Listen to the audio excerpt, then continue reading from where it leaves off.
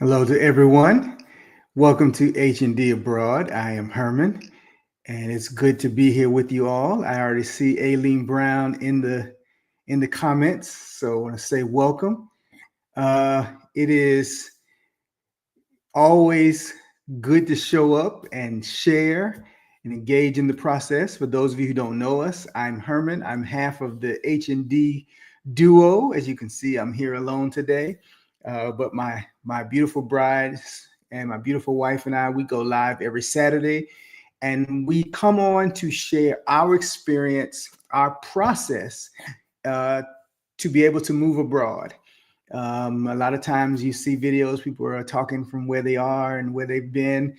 We're walking you through the whole process, bit by bits, the good, the bad, and the ugly.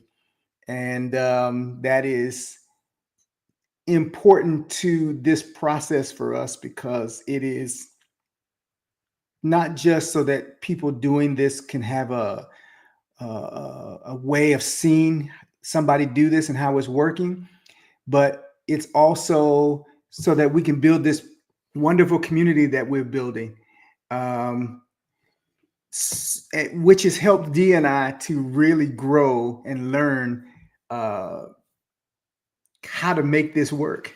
When we began this process, we didn't see a lot of Black couples who were doing this. There were a lot of single people or a lot of uh, non-people of color making this walkthrough. And we really wanted to see what it was like. And so we began our process, our talk. We're in our mid 50s, our early 50s. It's all the same. And we're still in the work world doing our thing. So this is our process. This is our life. And if that sounds like something you'd like to learn more about, if you're new to our channel, we ask you to hit the like on this video. Trust me, I'll get better along this conversation as it goes. Uh, and subscribe to our channel and hit the notification bell and share this with someone else. If you are watching today, and this is for you to share with the brothers. So if they're not here, pull them to the TV. We're going to talk. We're going to share. I put a few feelers out for a few of the guys who might pop in and give you their feedback as well. I thought it was important today to tell you why I'm in this process. The ladies are coherent. They can provide the information. They can tell us how to get it done. But a lot of times, you know, we guys, we're in the background. We don't share our information the same. And I think that it's important that brothers trying to make a decision can hear from their peers what we're considering, what's important to us, and why we're making the choices that we're making. As I said, you don't see Dee here with me today. She is on vacation. She will be posting video. I just talked to her. She got down there enjoying the wonderful waters and breeze and sun down in Barbados with Jay Ophelia. And I'll let her tell you more about that when she's back. So I decided still to come on live today because I thought it was important to share. Hey, Tanya Brooks, good to see you. David and Nikki from It's a Wonderful Travel Life, Sabangale. Hey, Dr. Linda. Hey, Libra, Cheryl, PhD. Hey, servant teacher Nikki.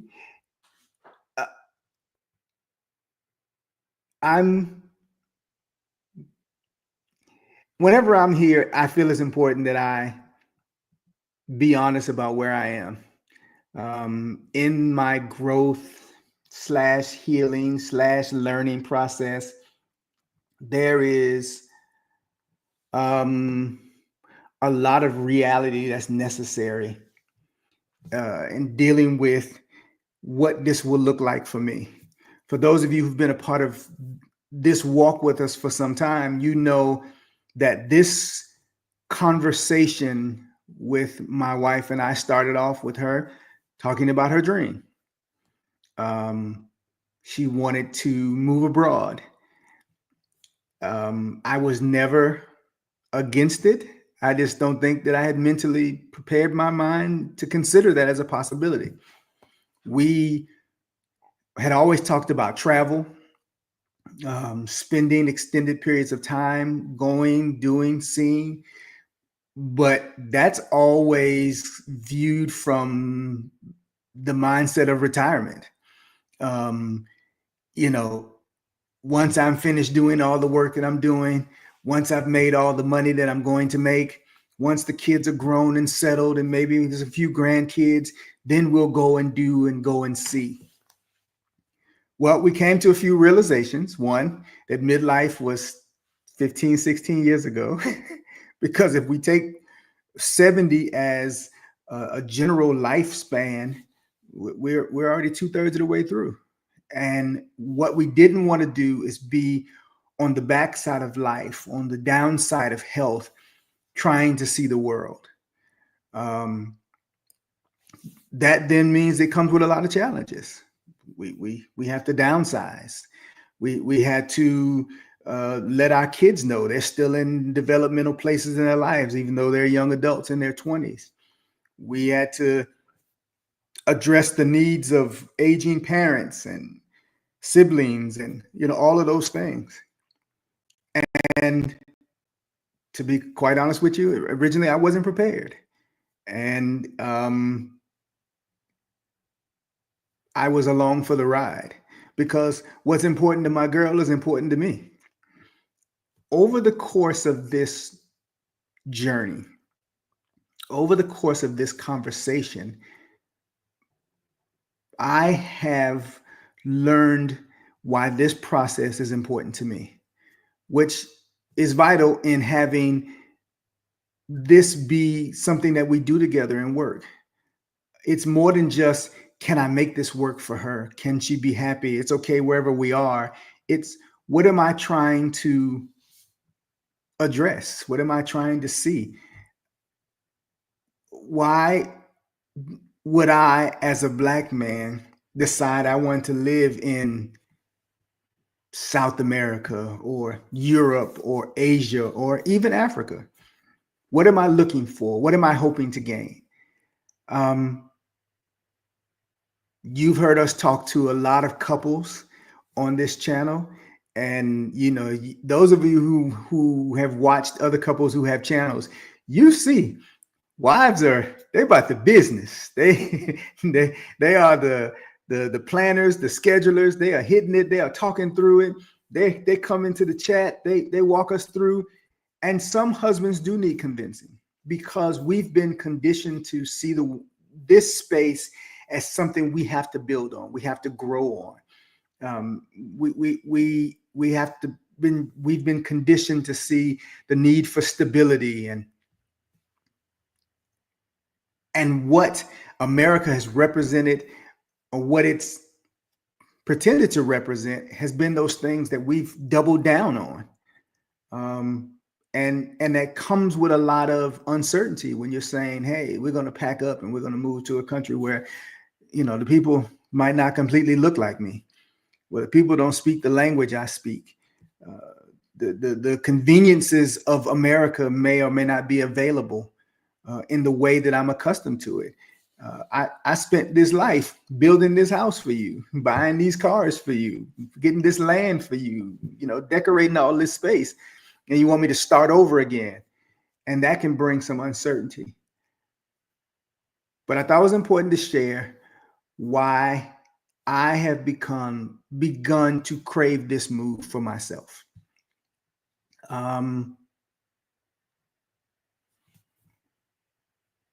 First and foremost is peace of mind.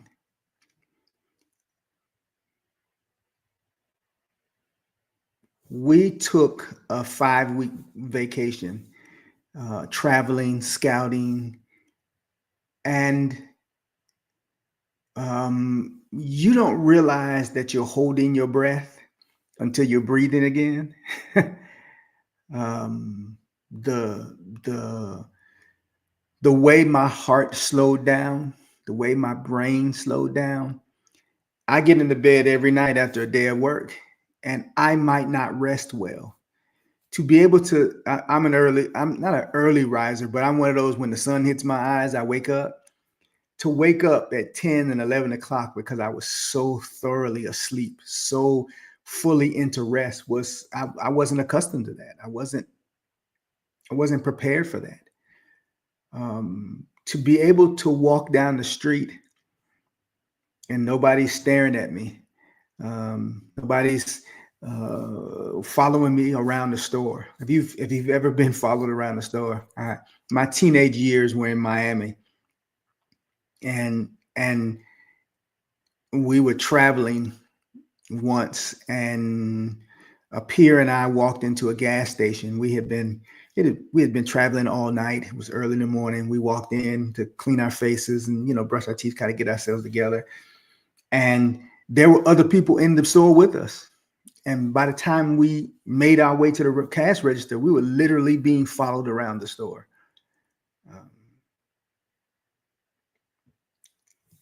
And in all the time that Dee and I have had these chances to travel in these last couple of years, I walked into places with bags in my hand. Nobody's following me around the store. Nobody's questioning me. They ask me, can they help me? Because they're supposed to as customer service, and not in that way that says, why are you here? Watching the political landscape of this country and recognizing that we are reverting to a isolationist, discriminatory, judgmental mindset in this country makes me highly concerned as a Black man, makes me highly concerned as a husband and as a father. My daughter called me last night. She was riding with a coworker to work, and she said that the cop stopped him because he was over the speed limit. And he asked for his ID and her ID as the passenger. 2 young Black people in the car. It took everything in me to breathe and talk to her as calmly as possible so that I did not create any anxiety on her side. Because immediately I'm wondering, okay, what's happening here? What's going on? Why, if he's speeding, what's the other people in the car got to do with this process? What are you searching for? What are you looking? That level of anxiety, I've had enough. I've had enough. I can't manage that for my well-being anymore. It is a danger to my health, which immediately becomes my next reason for considering this process. As a chef, I'm a foodie. Not in the way that some people are foodies where they eat everything. I don't eat everything. You're not going to get that from me. But when I have food, to be able to experience fresh, and I was talking to David from It's a Wonderful Travel Life, and I'm having him pop in here in a minute. And he was talking about fishing, and he brought a fish out the water and put it in the pan. And that is a completely different level of freshness. And to know that's less tainted, that, when we were in Ecuador and pulling those vegetables from the market that were fresh, and you can feel, and they're their natural color, and the bruises don't matter because that's a part of the richness of the food that just came out of the ground. Oh man. And that's affecting how my body processes this food. I'm constantly wondering, is this weight gain because of stress? Is this weight gain because of what I ate or how I ate? And again, I recognize that the importance of making choices regardless of where I am, and that those choices are impactful to my life. But knowing that I'm also making choices of things that aren't behind the scenes impacted in a way that regardless of what I do, they're going to get me. I watched the lady recently. She stood up in front of Congress and she was holding up bags of snacks. And she was saying, these snacks were made in America, and this same brand snack was made in this country over here. And the same company was making it more processed, more salty, more sugared, more in America than that same product was made in another country. So even snacks are made better somewhere else by the companies that make them for you here.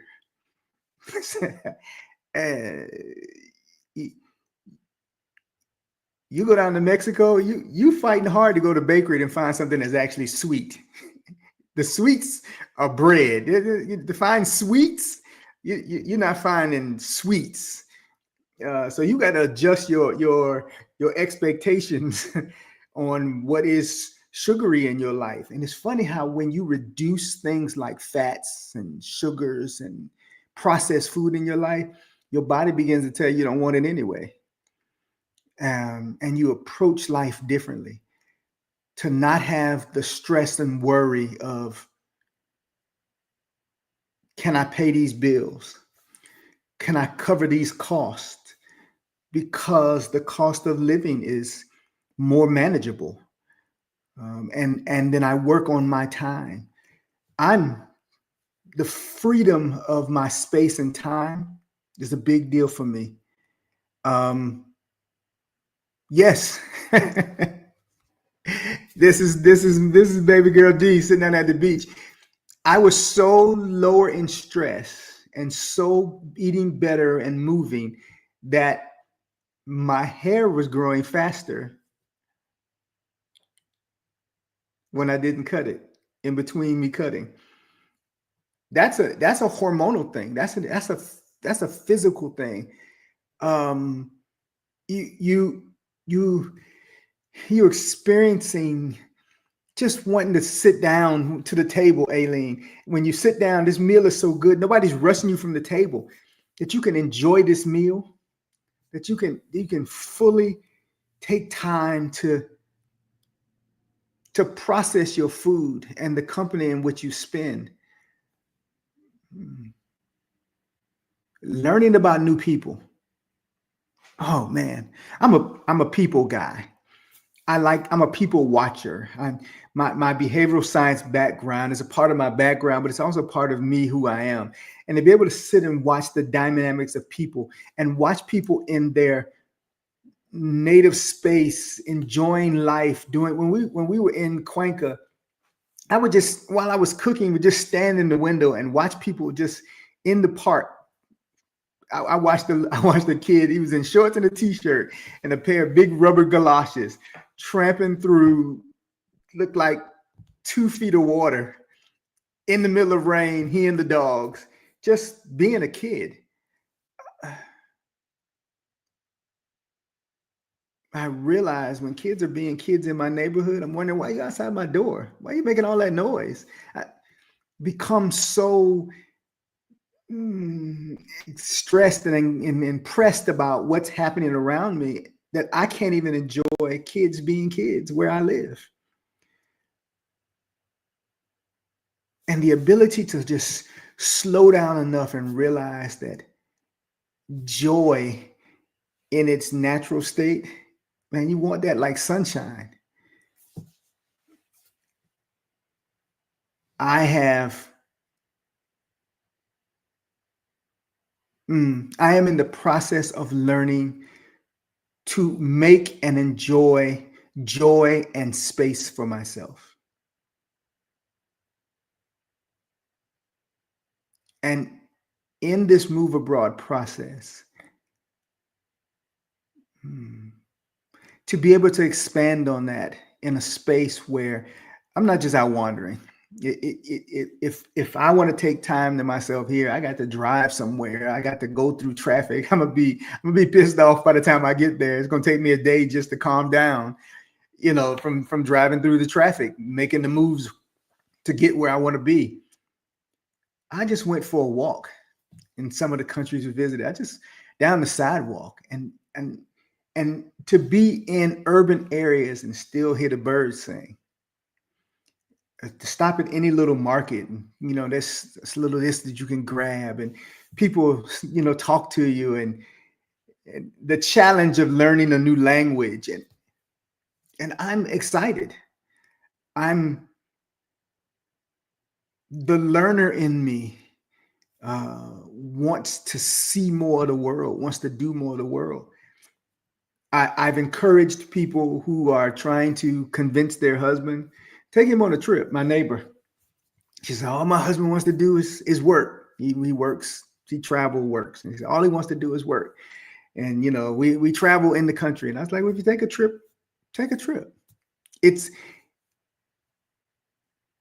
amazing what happens when you can see the world in its natural state beyond, watching it on TV.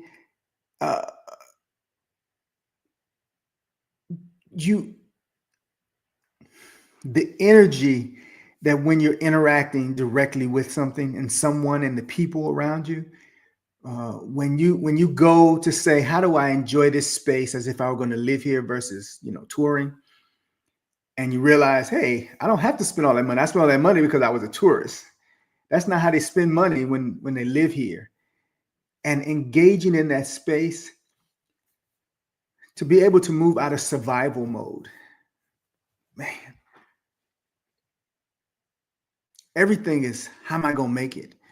How am I going to make sure this doesn't go bad? How am I going to protect my family?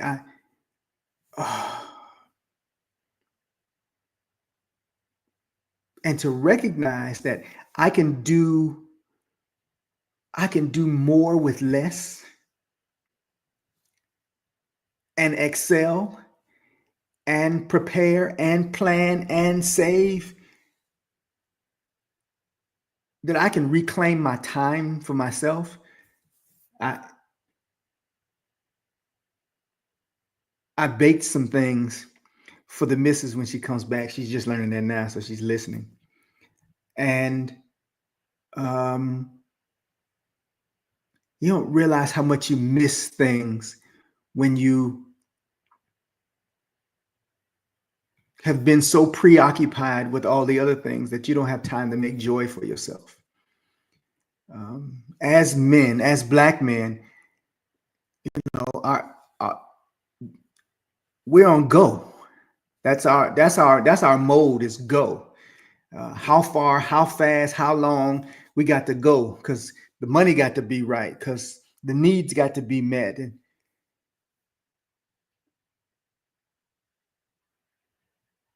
you get caught up and you forget that life is for living.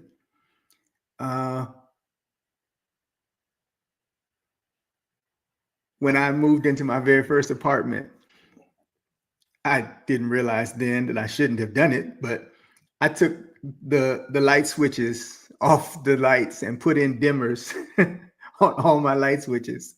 And when I didn't have the dim light on, I had on candles.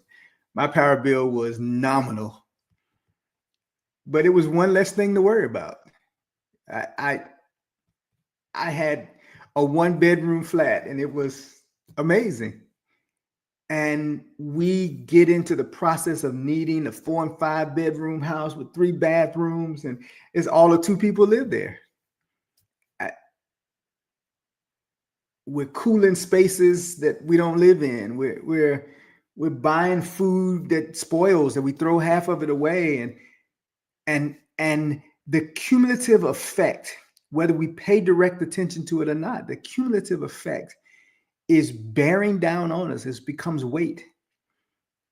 In food service, we count the cost of what we purchase, what we sell, or the food product itself, and the waste.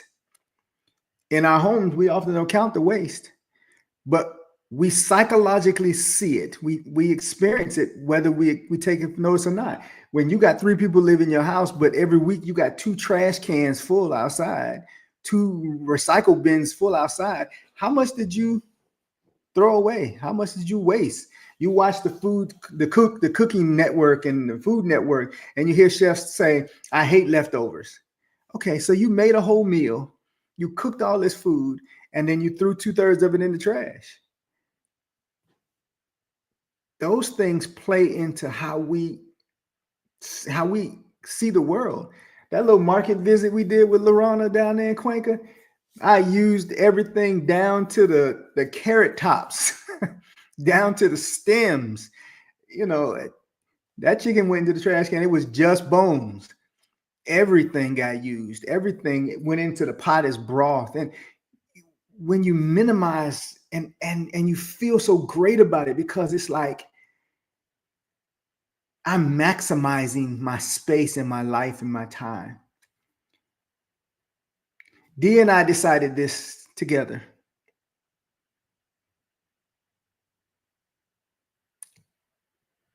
There are a lot of spaces in this process where she is definitely the leader on, because she sees life differently. She approaches life differently. It's what I love about her. She attacks life with, let's see it, let's do it, let's go after it. And she has made space for me to put my input in, to the point where we are acclimating to the middle. We are sharing thoughts, and we are dreaming together again.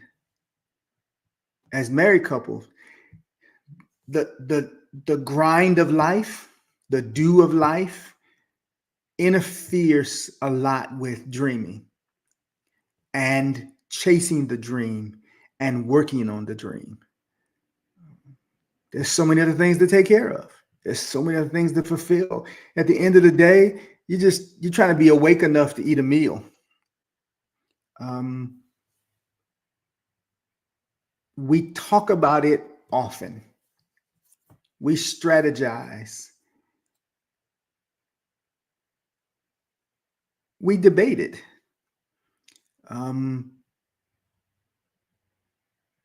Yeah, Laurent, the less becomes more freedom. And you take what you have and you use it better. We see the world differently when we travel abroad, and and and and that has touched me in a way that, quite honestly, I did not expect. Um, I grew up in diverse communities, so seeing people do have different backgrounds. I got to sit at the table of the people eating, so I got to have some callaloo, but I also got to have some fufu, and I also got to have some empanadas, and I grew up in that diverse background. But you're passing through those spaces when you're in the people's native spaces, and you recognize that you are a welcome entity, and you are a welcome entity, and you're not somebody they knew beforehand, because kindness and openness and inclusion are a way of life. As a Black man, we're not accustomed to that. We just aren't. We're just prepared that everywhere we go, somebody's going to have any day now. Somebody's going to have something off the wall to say.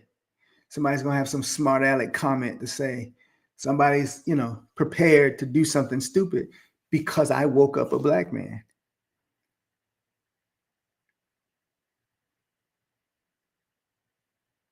Moving out of the passiveness that, quite honestly, I think I had at the beginning of this conversation with my wife, I think has been not only a plus to me, but it's invigorated her, I hope. Because I am embracing it as my own.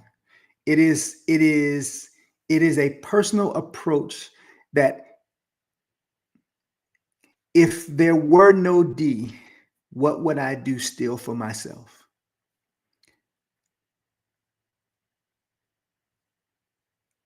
And I've learned that the world is going to be better with her. And why? How is it important for me? I'm not just backing her move. I'm looking at what our life is going to be together. Because what's the point of all this if we can't do it together? It's important that I have more than just the grind to share with her.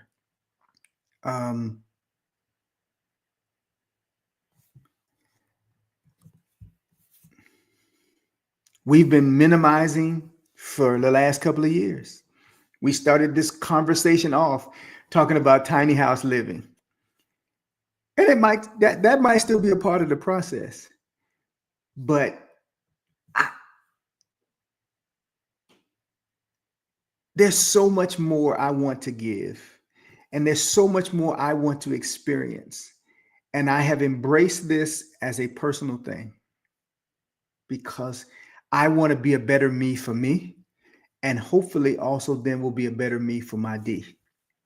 I'm going to bring David in here. David popped in with us today. Get it right. What's going on, Big D? Nothing much, brother. Thank you for stopping in, man. Not a problem, man. What we've done is I've made a space available for any of the fellas who wanted to pop in and give their take on why it was important to them as a husband in this process. Dave and his wife, servant teacher Nikki, who's here, they have It's a Wonderful Travel Life. And what are your thoughts? How do you see or share this? What is your what's your why as a husband outside of the couple? What was your reasons for the move abroad? Why? How did you? Well, one of the reasons I was forced to is because she took my home away from me, and I had to go to where my home was now. Amen.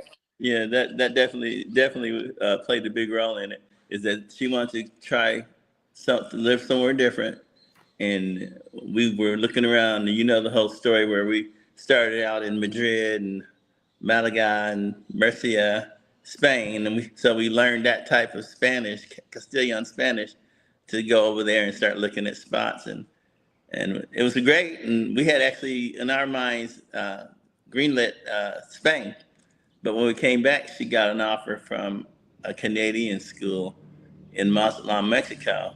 And I had heard some things about Mazatlan, the emerging markets and investments and things like that, but I heard it was on the way up.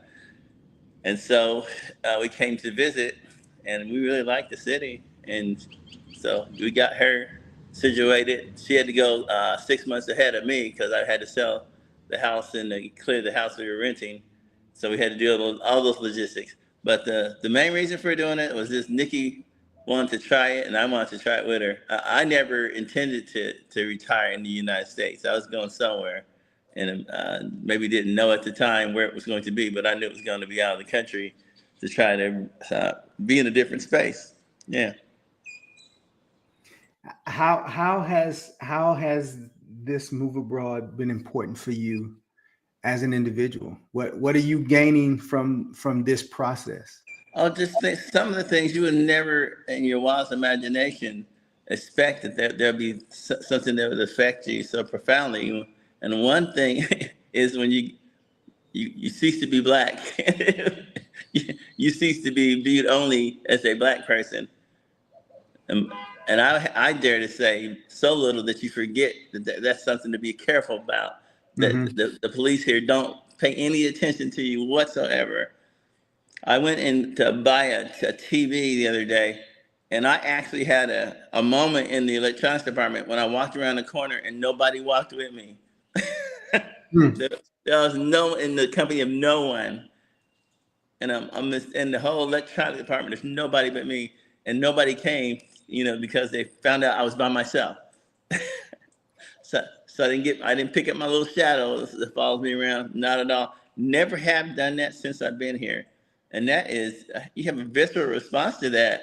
That no one's looking at me. I'm invisible. I like being invisible. It's a catch-22 because on one hand, like you said, nobody's bothering me, but we've gotten so used to when nobody talks to us here, they're ignoring us. Right. You know, it's like you're trying not to service me, and when you're just, you know, otherwise, you know, so it's like, okay, are y'all avoiding me? It's like, oh wait, you're just letting me shop. Yeah. What did I told my my son, not my son-in-law, but my son through marriage. I said, here you're just another brown person. They see brown everywhere. They're not looking at shades because there's too many shades of brown. So they're not looking at brown at all. That is not the issue. That's not their system. They don't use racism like that. They don't use racism at all. This is more of a class system. That's a long, protracted conversation, but it doesn't seem, they have a saying that says everyone, no matter how rich or how poor, deserves respect. And so they want respect. They want to be respected in their space. They don't respect it in their wishes. They want to go. They want to go have a taco, a burrito, or a tostada, whatever they want. They want to go have it in peace, no matter what the walk of life is. It's a necessity here when you're doing business or even just having a general conversation. You always start out with the niceties. It's required. You're like, "Good morning. How are you? How are the children?" You don't go right into the logistics, whatever you want to talk about. As Americans, we dive right into the subject matter. Correct. They're like, "Oh no, hold up. We first have to have the greetings, the niceties, and most of it, if you go to a house, you got to eat." But they want there's things, a protocol. They're doing things that shows you how they prioritize things. Yeah, and that's just totally different. And me and you talked about the food, how you go to the house where the guy grills the chicken, and the fast food is, you know, picking the chicken you want. He's gonna kill it and cook it. But everything here is so real. The food is, there's very little hands between you and your food. There's no time to add anything to it. It's just food. A chicken's a chicken, an egg's an egg, a cake's a cake. There's no time to manipulate it for more profit on my end and less nutrition on your end. That's not happening here. And if you eat this food, you can't eat irresponsibly, but as you eat this food, start to ingest the nutrients in there, it starts changing your body in very subtle ways. And eventually it's like, wow, I've come a long way from where I was. Yeah. But just having a clean food supply, a clean food source. And I go out in the morning, there's a lagoon, probably about maybe 2 blocks away in the subdivision we live in. And I fish and catch fish and put it on the plate for dinner. And, you know, it's David and I talk as often as we can. We share a passion for food, for cooking. And David, and make sure you correct me if I'm wrong, David has launched he's selling cheesecakes down there. Yes. And I've heard the ladies talking, or wives talking, and I hear Nikki talking about how much joy you've gotten from it, which sounds similar to what I hear when I talk to you. And you know, we share pictures and things, but that if you're listening to David talk, you're hearing him talk about what he's doing in his life, how he's enjoying the experience. And so often we hear, of course, you know, there's, you know, single people, and they, you know, because they come and go at their own leisure. You know, a lot of times still, even when couples are present in the conversation, you're only hearing one of them talk about what they did only together. And I'm learning that it is important to reclaim the individuality of self in order to bolster the collectiveness of the couple. If things work out the way they should sometime before the summer or by the middle of the summer, I'm going to take a little trip myself. I'm working through how I feel about that. Well, and it's not, and then I mean that in the sense of because because there's a beauty in the shared experience. Oh, I want to Yeah. go, I want to see, I want to learn. I mean, I don't have a problem with that. I'm not afraid to do. There's a beauty in the sharing. And what I'm having to accept and learn is there is some sharing that comes from I learned this myself. And you lose track of that in the daily life of how we function here, and it is increasing how I share what my desires are. That's when the importance of the individual part of this became important to me, because I began to better express what it was I wanted to share, or what I wanted to debate, or what I wanted to, you know what I'm saying? Okay, I'm okay with that, but in terms of this, or I really don't like that, or this place, or because the assumption was, and you and I talked about this many times, if you happy, I'm happy. I'm happy because there's very little that we differ on, so to speak. And those differences are, they're part of the process. If you are having a ball, I'm having a ball. And when I'm not having a ball, I'll be honest enough to say I'm not having a ball. And we assume that that's all that's necessary. But if there's no individual engagement, no individual joy, no individual exploration, essentially we're cheating our partner. Because we're not giving them the full experience that they can have, because we're not getting the full experience. I don't know. I think I look at how Nikki and I operate is that I think my happiness is very flexible. Just maybe because I'm older, or maybe because I spent so much time in the South, I know what is happiness and what is BS. And so a lot of times, after you leave the States, you'll see that things that you were told to pursue were crap, they're garbage, they're inconsequential. You're just told to pursue that, to just stay at the feeding trough and buy the things and just pile them up. I've gotten rid of so much stuff. I'm surprised. I'm ashamed that I had the stuff. I just had stuff that you can only play so many instruments or run so many mixers. They're sitting on the shelves. I don't need as many things as I had. The same unit or the same device I have several, because I want to have a certain brand of it. You know what I mean? As a cook, you know what I mean? So you just have all these things, and you find out your grandmother, she didn't use those things. My grandmother didn't. She didn't have them. She didn't see the need. But why would I do it? I got my mixer right here. I remember her telling me, get in there and turn the ice cream handle. You want ice cream? Yeah, okay, get started. I'm going to the store. No, there's no store. We make the ice cream. And then I think back fondly to that's the best ice cream I've ever had to this day.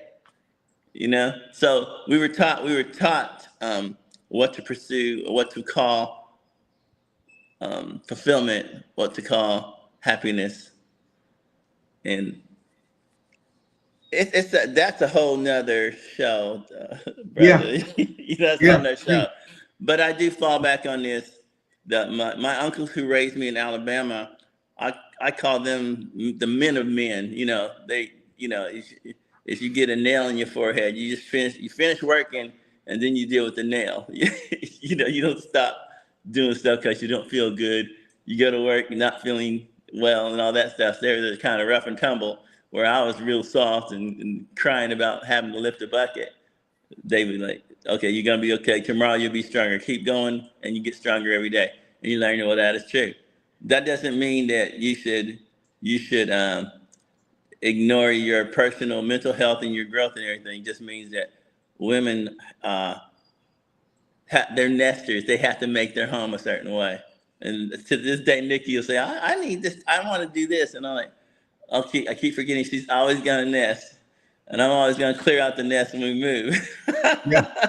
Yeah. Because you get real allergic to a house full of stuff after you do that, do an international move. Like, yeah, I don't think I want to have all this stuff again. And then when you get here and your brand is not available. So, I mean, I'll get you off track all day on these No, no, conversations because it no. just goes so many areas. Uh, I don't want to get ahead of your agenda, but I think we're going to the logistic thing, the logistics issue with the difference between men and women and how we look at why we want to move and when we feel like we're ready to move. We ran into all that stuff. Me and you talked about with our our viewpoint of security, and security goes into every Security aspect of. absolutely goes into every frame. One of the first things I taught my sons when they were little, 3, 4 years old, I would start with them with every night. We'd walk the floor and make sure all the doors were locked, make sure all the windows Yeah, were locked, make sure the yeah. lights were on. That was their job because they knew if dad was out of town, that was their job to walk through and make sure. And that is the level of anxiety that teaches. You don't realize that. We're learning what we think is security, and the level of anxiety that teaches, because it suggests there's always somebody right outside that door waiting to get you, waiting to come in and disrespect your personal space. So we don't open the windows. Nikki put here that y'all like to talk about how you love the nature sounds in the morning. Yes. We don't open the windows because I might forget to leave them open because we watch too many shows of people pulling the screens off and climbing into people's windows. We have disconnected from nature. Dee was saying here earlier. Hold on, where's her comment? I saw it. That she got to a point where nature sounds began to be aggravating because we disconnect from nature. So, you laugh about the episode of the show, the couple is, they wake up and every morning there's a bird outside the window tweeting, and he's a cop. And so one day he wakes up and he shoots the bird, because the bird is making noise because you aren't accustomed to that. But mind you, cars driving by the house all night, trains going by, planes going, you don't hear none of that. Yeah. You don't hear any of that. Yeah. And to be in a space where the birds are singing, and that's the way that's supposed to be. And the waters, it reconnecting with the beauty of life in its simplicity. Got a question. Did either of you witness goal collaboration with your parents or other male mentors growing up? I'll let you answer that first if you have an answer. Not my parents, but some of but definitely my mentors. I watched let's see, maybe when I was 15, they were 25, 30. He was an accountant and she was a nurse, and they constantly playing together. I watched that. That was how I witnessed that. And some of my uncles and their spouses, my aunts, they're always like that. And in the South, like with my grandfather and grandmother, I knew when they planned the thing, but everything they did worked together. The results worked together. My grandfather and grandmother on his farm, where she was getting eggs and milking the cow, and then he was bringing the flour from the mill. Like they had discussed this long before I existed. So they had a system of how they did things. But the modern couple was the accountant and the nurse. They're visibly planning and revisiting the plan, adjusting their course every month. You see them talking about something, and I'd ask questions and they answer. So I got that from them. I didn't learn how to fill a checking account ledger and have a bank account and all that stuff from my parents. I learned that from my mentors. So another time, Yeah.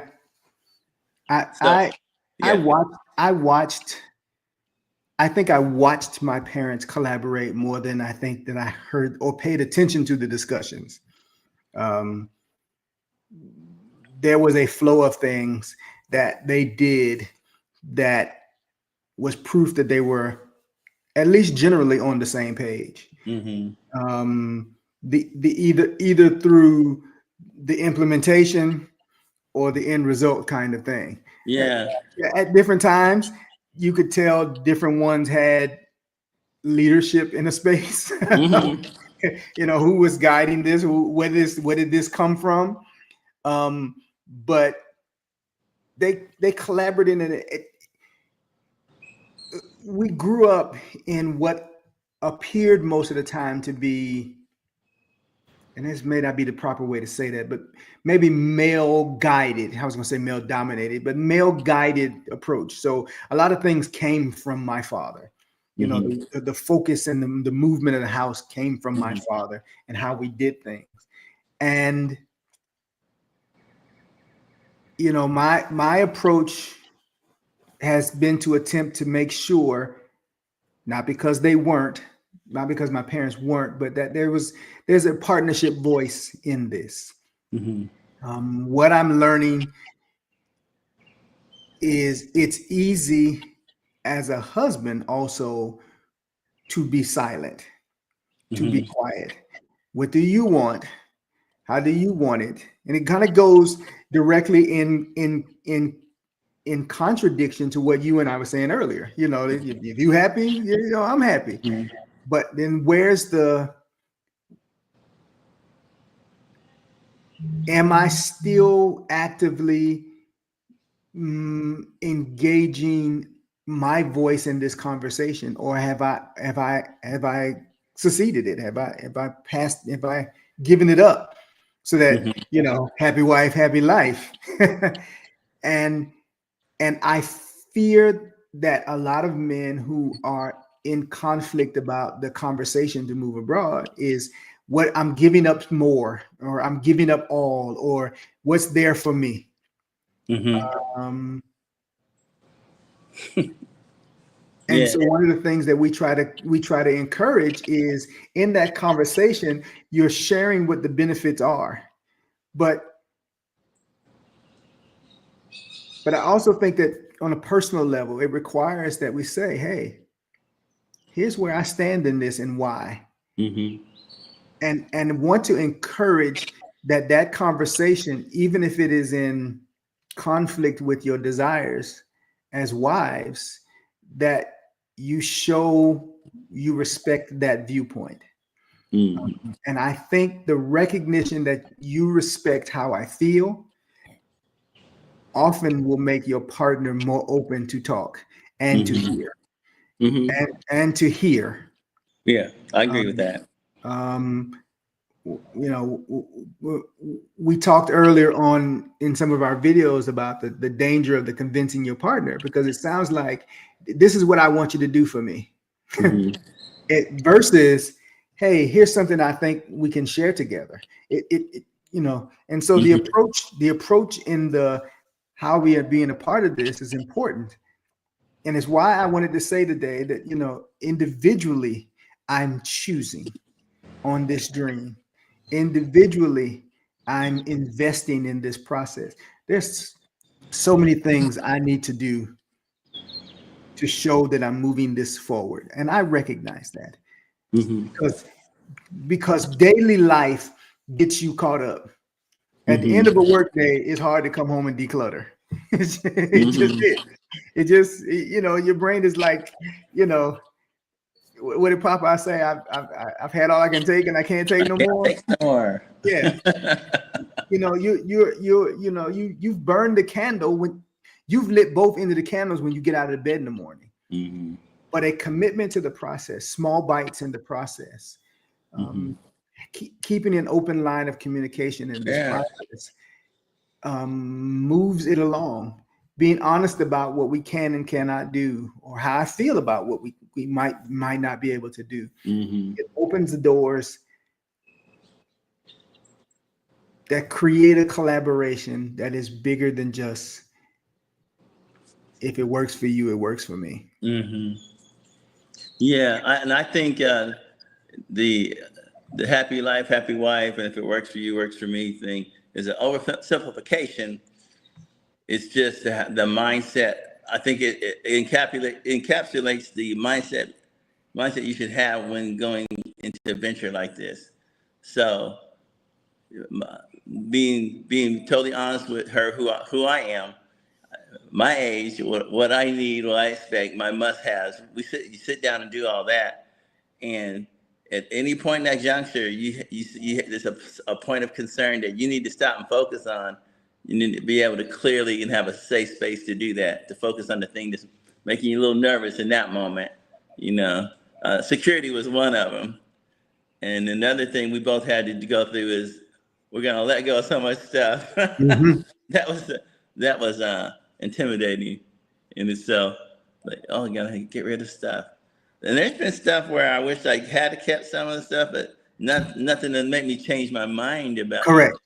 Correct. And the things, I look in the kitchen at the stuff. It's kitchen stuff and music stuff and photography stuff. I was looking for my blender the other day. I was like, my blender. Now, that was a no discussion thing. The blender, you could talk me out of a lot of things, but man, that blender and that thing is my pride and joy. The KitchenAid, that habit, got rid of lots of TVs, so I ended up having to turn around and get TV here. But it's funny. It's funny. I was looking for the blender, but I found another tool that worked just as well. Probably ended up working better than the blender would have, and was easier to clean. And I was like, all this time I've been using this blender for that particular process. I didn't use that blender. You work your way through again some of those have tos and some of those used tos. Big Sis Dula is asking, do you think the collaboration you are investing in the move abroad is because you are mature men, or the type of communication you share with your partner? Does mature equal more self-awareness? And I'm going to say no. I'm finding in watching, I think younger men are making the move easier. Younger married men are making the move easier than older married men. What's the set in your ways? When you get accustomed to a certain flow, when you get accustomed to if I don't, then it won't. It's hard to break that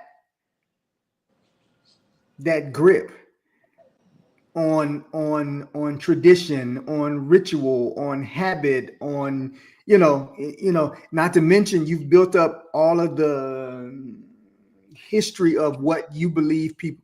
Notice I said what you believe people expect of you. Yes.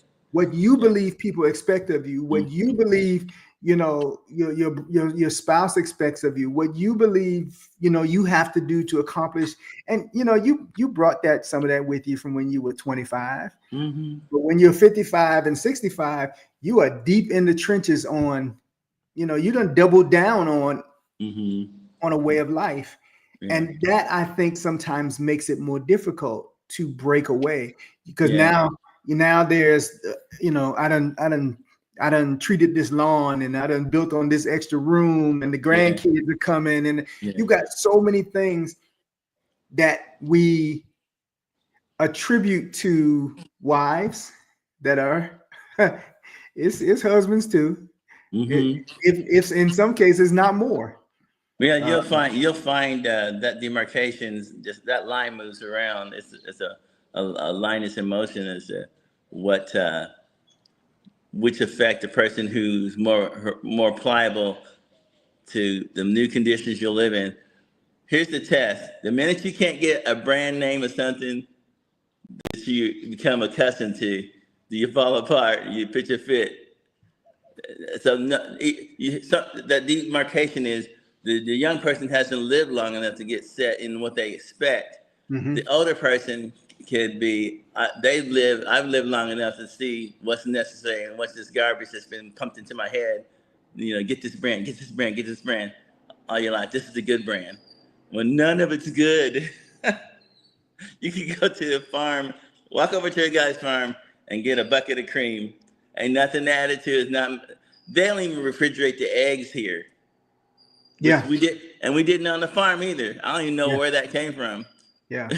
From pasteurizing them. But and you still get salmonella off the grocery shelf. So it's just something. Yes. I think the centralization of all the food is more the goal than it was the health of the public. But yeah, the first time you go out and I can't get puff pastry. Not been able to find it here. Puff pastry. I just work around it. You work around it. Being in the process. Yeah. I think there's two parts to this. I want to say, being in the process, I still believe, for me, has made the process more real. Mm-hmm. Talking about the process and then trying to simply drop into it, I think makes the conversation difficult. I hate using this phrase right now because of the song, but when you have boots on the ground, yeah, when you got boots on the ground, when you have a chance to see life differently up close, it puts a different spin on your perspective, because what you're investing in and why, your priorities change. Mm-hmm. It doesn't still mean that you might not still want, more rooms than less, but how you go about it changes. And your ability to afford what your dream is somewhere else. Correct. It might not be affordable in that market, but in another market, like, wow, I can do pretty good. Right. This house that we've had the privilege of building, that we live in now, I could not live in this house in Florida where I grew up. I couldn't afford it. Yeah. Okay? Same house. This same house where you live would cost me a lot less. A lot than less. I paid for it. A lot less than I paid for it. And in a few other places, less than that.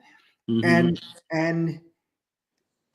I'm realizing also that, especially as it's moving down to just D and I don't need all this space. We need some space, but don't need all this space. But no, the space that you're acclimated to. Yeah. Right. Yeah. There's rooms that don't know I exist in this house. Right. Okay. You change your priorities and you change your perspectives, and the freedoms and the joys and the opportunities that I am learning from being in this process, again, I feel are making me individually invested. And